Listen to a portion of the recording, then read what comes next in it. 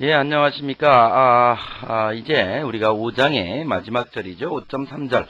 제어를 이동시키기 위해서는 어떻게 해야 되겠느냐 한다는 것이죠. 그래서 프로그램의 제어를 이동시키기 위해서 반복문이나 이런 문 내에서 또는 기타 문장 내에서 프로그램의 제어를 이동시키기 위해서는 자바에서는 이렇게 브레이크문과 컨티뉴문 그리고 리턴문 이 세 개의 문장을 제공을 합니다. 이 세 개의 문장에 대해서 이번 시간에 한번 알아보도록 하겠습니다. 자, 우선 제어를 이동시키기 위해서 많이 사용되는 문장 중에 브레이크문이 있죠. 자, 브레이크문에 대해서 먼저 살펴보죠. 자, 브레이크문의 세 가지 역할을 한번 살펴보면 일단 스위치문에서 스위치문을 벗어나는 데 사용이 된다는 것입니다. 스위치문에서 스위치문을 벗어나는 데 사용이 되고요. 우리가 스위치 앞에서 본 적이 있죠. 스위치하고 수식 주고 여기 케이스하고 뭐 케이스 1이면 땡땡하고 뭐뭐 나오고 마지막에 브레이크 그죠? 브레이크 이렇게 나온 걸 본 적이 있었죠. 그러면 이 스위치문을 벗어난다 이렇게 앞에서 본 적이 있습니다. 자, 두 번째로는 반복문에서 역시 반복 루프를 벗어나기 위해서도 브레이크문이 사용이 됩니다. 그죠? 반복문에서 반복 루프를 벗어나는 데도 사용이 되고요. 그 다음에 레이블을 이용해서 기존 프로그램의 어떤 고투문, 사실은 고투문은 그렇게 프로그램의 형태에서 좋은 제어문이 아닙니다. 그래서 기존의 옛날에 그 프로처럼 프로그램 같은 경우 unconditional goto, 무조건 goto문 같은 경우가 있었죠. 프로그램의 제어를 복잡하게 하고 프로그램을 안해하게 하는 그러한 요소 중. 그래서 그 다음에 이제 structured programming에서 나온 이야기가 go to list program. 그죠? structured, 즉 goto가 없는 프로그램을 짜자. 자, 이렇게 이러한 모토에서 나온 게 이제 구조적 프로그래밍, 그죠? structured 프로그래밍 기법이었죠. 자, 하여튼 이렇게 goto문이 언어에서는 쓰이지 않지만 이 자바에서의 goto는 그런 의미가 아니고요. 굉장히 제한된 형태. 고토와 레이블을 이용해서 뒤에 가서 예제를 보시면 알겠습니다만은 그래서 프로그램의 제어가 복잡해지지 않는 선에서 고토문의 사용을 허용을 하고 있습니다. 자, 이러한 세 개의 예제를 들어서 그죠? 예제를 가지고 우리가 한번 설명을 해보도록 하겠습니다. 그죠? 예제를 가지고 설명을 해보도록 하겠다. 자, 일단 for class for break 한번 보죠. 자, main method에서 자, for문이 나왔네요. for i는 0부터 i가 100보다 작을 때까지 i++ 해놓고 if i가 10이면 break 해라 이거죠. break 해라. i가 10이면 break. 그러면 이 반복문은 10번 이상 반복이 안 되겠죠. 0부터 10이니까 11번 이상 반복, i가 10이 되면 브레이크 하니까 요놈이 불로 빠져나오게 되겠죠. 자, 실행을 시켜보십시오. 어떻게 되겠습니까? 0, 자바의 세계로 오세요. 1, 자바의 세계로 오세요. 2, 9까지 나오고 10이 나오면 브레이크가 돼서 이 포문의 밖으로 제어가 이동이 돼서 이놈이 찍힌다는 것입니다. 그죠? 그래서 브레이크문에 의해서 포문이 중단되었다. 이렇게 될 것이다. 자, 이번에는 파일문에서 브레이크문. 자, 반복문은 포문도 있고 파일문도 있다 그랬으니까 뭐 똑같은 얘기예요. 똑같이 인테저 i는요. 파일 i가 100보다 작을 때까지 if i가 10이면 브레이크 해라. i가 10이면 역시 똑같은 문장이죠. 그래 놓고 자바의 세계로 오세요. i++ 해놓고. 자, i가 10이 됐을 때 브레이크 하라 그랬으니까 역시 이 밑으로 제어가 이동이 될 것이다. 자, 이렇게 브레이크문은 어떻게 쓰여요? 반복문, 자기를 내포하고 있는 반복문을 벗어나기 위해서 사용이 된다. 자, 이번에는 반복문이 중첩되어 있는 경우 어떻게 되겠느냐? 자, for i는 0부터 i는 1부터 i가 10보다 작을 때까지 시작했는데 for j는 1부터 j가 i보다 작을 때까지 요 for 반복문이 끝나기 전에 for 반복문이 또 나왔죠. 자, 이러한 걸 뭐라 그래요? 반복문의 중첩. 요 for문의 바디가 여기까지, 요 for문의 바디가 여기까지입니다. 그죠? 자, 이럴 때 j가 6보다 크다면 브레이크 해라 그랬어요. j가 6보다 클 때. 그럼 어느 순간에 j가 6보다 클 때가 생기겠죠? 그때가 되면 브레이크 하라 그랬으니까 포문을 빠져나가라고 했으니까 이때에는 내포하고 있는 반복문만 벗어나게 돼요. 그러니까 자기를 브레이크를 포함하고 있는 반복문은 요 포문이죠. 요걸 벗어나서 제어가 어디로 옮겨가요? 제어가 요로 옮겨가는 거죠. 요 문장 system.out.println 이 문장으로 제어가 옮겨가서 한 줄을 바꾸고 다시 또 올라가서 요 포문이 시작되고 또 요 포문이 시작돼서 또 j가 6일 때까지 반복하다가 또 요 포문을 벗어나는 이러한 형태로 동작을 하는 것입니다. 그러니까 여기서의 룰은 뭐예요? 브레이크문은 반복문을 벗어난다 한다는 것은 우리가 이제 알았고, 그 반복문이 중첩되어 있을 때에는 그 브레이크문을 내포하고 있는 반복문만 벗어난다. 이렇게 우리가 인지를 하고 있으면 전혀 문제가 없겠죠. 자, 이번에는 브레이크 레이블을 씁니다. 브레이크 레이블, 그죠? 브레이크 레이블 해가지고 레이블로 지정된 블럭 밖으로, 특정한 위치로 제어를 이동시키는 거예요. 그럼 레이블로 지정된 블럭이라는 게 도대체 뭐냐? 자, 자바에서는 레이블 블럭을 이렇게 쓸 수 있습니다. 여기 보시면 first colon block이요. 그죠? 이렇게 되면 이 블럭의 이름은 first가 되는 거예요. 자, 레이블 블럭이라고 이야기를 하는데요. 자, 그 다음에 second block 또 시작했죠. third block 시작했죠. 자, 요 블럭 시작했어요. 어디서 끝났어요? 시작했다, 끝났다. 자, third block이 여기까지입니다. second block은 그 다음까지겠죠. first block은 그 다음까지겠죠. 그죠? 자, 요렇게 블럭이 구성이 되어 있죠. 자, 이런 상태에서 브레이크 레이블을 쓰는 경우, 자, 여기 들어가 보니까 system.out.println third block 브레이크 문장 전을 찍고 if t가 true이면 t는 불리한 변수죠. true죠. 무조건 들어가죠. break second 그랬어요. 이게 무슨 뜻이냐 이거죠. 레이블로 지정된 블럭 밖으로 제어가 이동한다 그랬어요. 그죠? 레이블로 지정된 블럭 밖으로. 그러니까 break second 하니까 first, second, third. second 블럭 밖으로 제어가 이동한다 그랬으니까 제어가 바로 어디로 해? 만약에 여기서 second가 없으면 얘는 어디로 이동해? second가 없다면 그러면 얘는 자기를 내포하고 있는 블럭, 그죠? 자기를 내포하고 있는 블럭 바뀌니까 요로 이동을 할 것이다. 그런데 second가 있으니까 second 블럭 밖으로 지정을 했으니까 얘는 어디로 이동을 해요? 1로 이동을 합니다. 그죠? 세컨드 블럭 밖으로. 자, 이렇게 자기를 내포하고 있는 반복 블럭이나 일반 블럭 밖으로 제어를 이동시킬 수 있는 것이 바로 브레이크라고 하는 이러한 리저브드 워드입니다. 자, 이것을 이용해서 프로그램이 제어를 원하는 곳으로 이동시킬 수 있죠.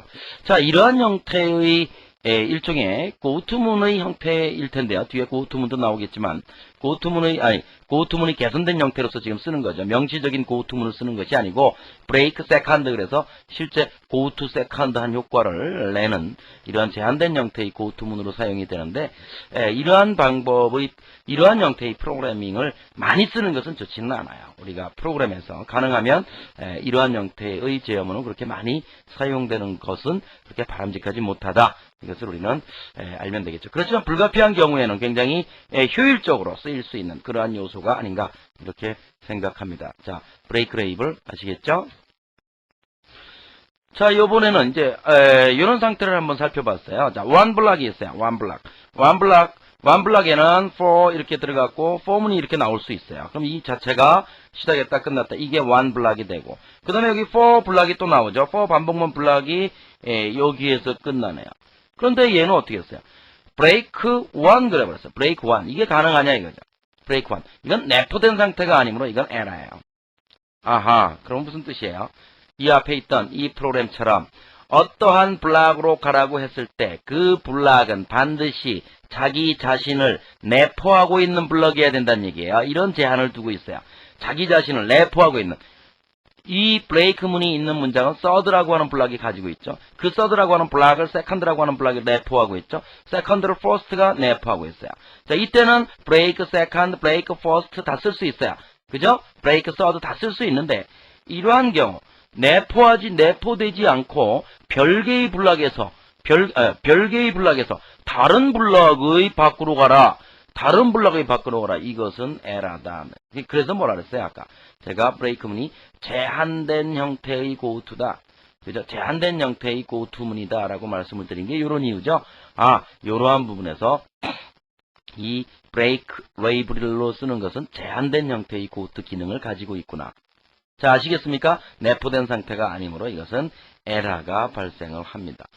자, 브레이크문에 대해서 살펴봤어요. 자, 브레이크문 잘 아셔야 되겠죠? 우리 프로그램에서 많이 나올 텐데요. 자, 그 다음에 이제 컨티뉴문이에요. 컨티뉴는 무슨 뜻이에요? 계속하다, 지속해라 이런 뜻일 텐데.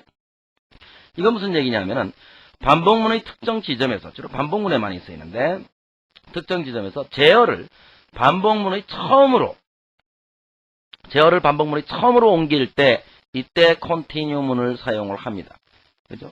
자, class continue test. class continue test. public static void main for i는 0부터 i가 10보다 작을 때까지 i 플러스 플러스 i 모듈라 나누기 2 continue. 그죠?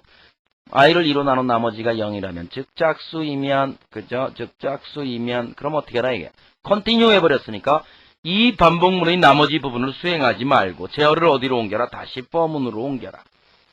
for문으로 옮기면 어떻게 되겠어요? for문은 어떻게 등장한다 그랬죠? 초기 값은 맨 처음에 한번 수행하고 그 다음에 조건 비교해서 true이면 무조건 내려온다 그랬죠? 수행하고 그 다음에 어떻게 한다 그랬어요? 다시 반복을 할 때는 증가한 부분을 수행하고 조건을 다시 또 검사한다 그랬어요. 그러니까 다시 for문의 처음이란 얘기는 조건문을 증가한 부분을 다시 한번 증가한 부분을 수행한다는 얘기예요. 증가한 부분 수행하고 조건 탐색하고 또 내려오는 거예요. 짝수가 아니면 밑에까지 수행하고 다시 올라가서 증가한 부분 조건. 그건 똑같아요. 그죠? 컨티뉴문을 만나도 처음으로 간다는 의미가 초기화를 다시 한다는 의미는 아니다라는 거죠. 증가한 부분에 가서 다시 증감을 하고 조건 탐색, 증감. 그거는 계속 for문의 초기화 부분은 이 위에서 제어가 for문으로 처음 들어갈 때 처음 수행하는 겁니다. 그 다음에는 다시 수행할 일이 없어요. 그렇게 되면 로직이 이상해져 버리거든요. 그래서 결국에 위 프로그램은 이런 결과를 출력하겠죠. 1일 때는 모듈라가 0이 아니니까 밑으로 내려와서 1 자바이 세계로 오세요. 2일 때는 어떻게 되겠어요? 0이 되니까 컨티뉴해서 다시 올라가서 그 값이 하나 증가돼서 3이 돼서 10보다 작으니까 내려와서 나눠보니까 0이 아니니까 3 i 자바이 세계로 오세요. 이게 찍힐 것이다. 그죠? 4일 때는 역시 컨티뉴문에 걸리니까 또 증감절에 가서 증가시켜서 가고. 그래서 결국에는 뭐만 지켜요? 여기에는 1, 3, 5, 7, 9 이것만 지키게 될 것이다. 아시겠습니까? 자, 이것이 바로 continue문입니다. continue는 제어를 반복문의 처음으로 옮긴다. 자, 이번에는 continue label을 한번 보죠.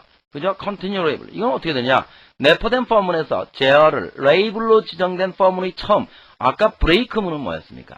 그 레이블로 지정된 블럭의 밖으로 옮기는 거였는데 얘는 그 레이블로 지정된 블럭이 처음이에요. 그죠? 레이블로 지정된 블럭이 처음으로. 그죠? 그 블럭의 밖에 있는 블럭이 처음이 아니고 레이블로 지정된 블럭이 처음으로 for문을 옮기는 것이 제어를 옮기는 것이 continue label이다 한다는 거죠. 자, 그럼 이런 경우를 한번 보죠. 일단 블럭이 필요해서 이 사람은 어떻게 했냐면 outer 블럭을 선언했어요. outer for 그 다음에 또 for 블럭이 이렇게 있죠. for 블럭이 어디서 끝났습니까? 여기서 끝났죠. 요건 if 블럭이고요. 그죠? 여기서 끝났고, 그 다음에 outer 블럭이 여기서 이렇게 끝났네요. 이렇게 블럭 구조를 잘 알아야 되겠죠? 자, public static void main string args outer 블럭 for i는 0부터 j가 10보다 작을 때까지 j는 0부터 j가 10, if ji가 크면 system.out.println 해놓고 continue outer 그랬어요. continue. 요 조건이 true이면 한 줄을 바꾸고 그 다음에 어떻게 해라? continue outer. outer로 지정된 블락의 처음으로 가라. 일반적으로 continue 그래버렸으면 어떻게 됐겠어요? 자기를 둘러싸고 있는 반복문의 처음으로 가라 그랬으니까 1루 갔겠죠? 그런데 그렇게 안 하고 얘는 뭐라 그랬어요? outer하고 지정해줬으니까 어디로 가요? 이 부분으로 갈 것이다. 그죠? 이 부분으로 갈 것이다. 그래서 아우터로 지정된 for 블럭 처음으로 제어를 이동시키는 이러한 문장입니다. 그래서 continue label은 우리가 break label하고 틀린 점은 뭐예요? for문에서 제어를 label로 지정된 블럭의 처음으로, 그죠? label로 지정된 블럭의 for문의 처음으로 이동시킨다. 요게 틀리다. 요게 다르다라는 것을 알게 돼요. 자, 여러분들은 이제 여기서 궁금한 게 몇 가지 생기죠? 이게 반복문이 아니고 그냥 블럭이면 어떻게 될까? 자, 테스트를 한번 해보도록 하십시오.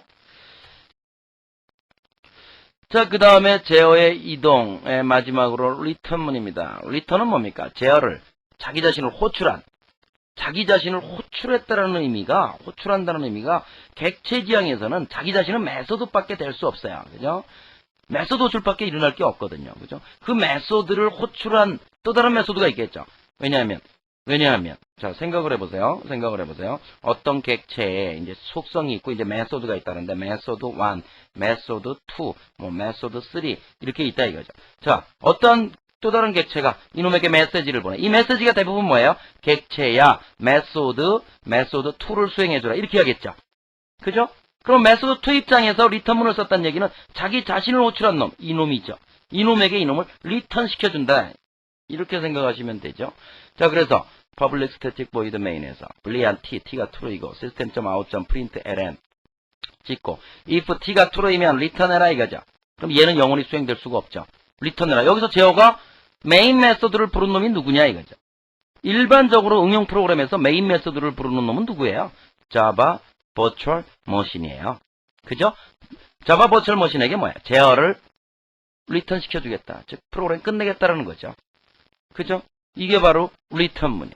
그죠? 리턴문. 제어를 메서드로 호출한 것으로 반환하는 이러한 것이 바로 리턴문이다 한다는 거죠. 자, 리턴문에 대해서도 다음에 또 한번 얘기할 기회가 있을 겁니다. 자, 이렇게 해서 5장에 대해서 살펴봤습니다. 자, 5장은 그렇게 여러분들이 어렵지 않았습니다. 자, 선택문, if문과 스위치문, 반복문, for문과 file문, file do문 뭐 이런 것들이었죠. 제어 이동, 그죠? break, continue, 그 다음에 return 이런 문장에 대해서 배웠습니다. 자, 자바 언어를 처음 하시는 분들은 이 부분을 간과해서는 안 됩니다. 자, 선택문의 구조를 모르고 반복문의 구조를 모르고 제어를 이동시키는 구조를 모르면 자바 프로그램 이해하기가 곤란하죠.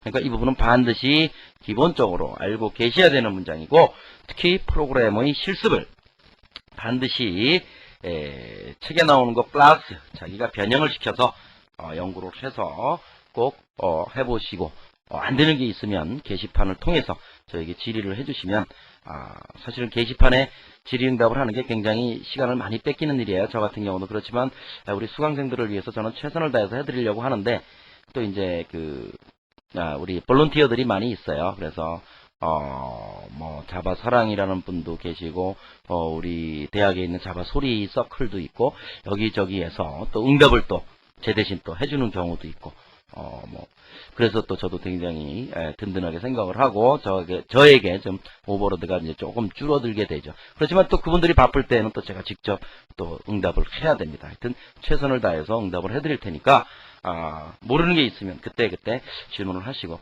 또 가능하면 질의응답 게시판에 지금 이제 저번 개정판 이전의 책에서 하던 게시판하고 이렇게 이제 공유를 하게 돼 있어요. 그러니까 굉장히 많은 내용이 많은 질의응답이 이미 되어 있어요. 1000가지가 넘는데 그러니까 가능하면 한번 찾아보시고 그동안 내가 왜냐하면 자기가 몰랐던 건 남들도 모를 수 있거든요. 그럼 그 질문은 분명히 있었을 것이다.